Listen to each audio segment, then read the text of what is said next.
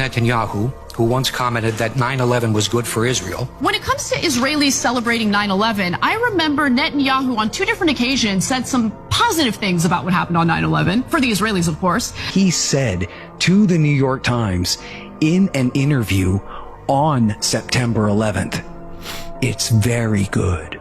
You want to pull that up? He did. New York Times, that's it. Benjamin Netanyahu, the former prime minister, replied, "It's very good." Then he edited himself. Well, it's not very good. Then he edited himself. Well, not very good, but it will generate immediate sympathy, meaning sympathy for Israel. That's what he was worried about. That's what he was thinking about, sympathy for Israel. He sounds thrilled. In 2008, Netanyahu was quoted by the Israeli newspaper Ma'ariv that the 9/11 attacks had been beneficial for Israel. Quote, "We are benefiting from one thing, and that is the attack on the Twin Towers and Pentagon." I mean, he just says it, right? He says it out loud. There was somebody in New Jersey celebrating the attack. Who was They were dancing? Israeli Mossad officers, and they were arrested. And the FBI released the pictures, and they're holding lighters up like they're the ones burning the tower down, and they're all Dancing Israelis. Google it. laughing and celebrating. Justin Raimondo called them the high fivers.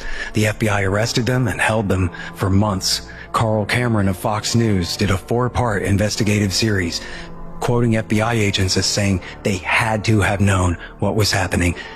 And the Fox News completely removed that entire series. Look, you can't blame me when ABC News speaks to an American witness who saw what she saw on 9/11. Here's the report. It began when this woman was watching the Twin Towers burning from her apartment in New Jersey. She noticed 3 men on top of a van, posing for pictures with the towers burning in the background. And I could see that they were like happy. You know, they didn't look shocked to me. You know, they didn't look shocked. I thought it was very strange. The witness called police, who stopped the van hours later and arrested 5 men. All 5, it turns out, were Israeli. They were turned over to the FBI. Sources tell ABC News during a check of national security databases, some of the men were listed as having had connections with Israeli intelligence.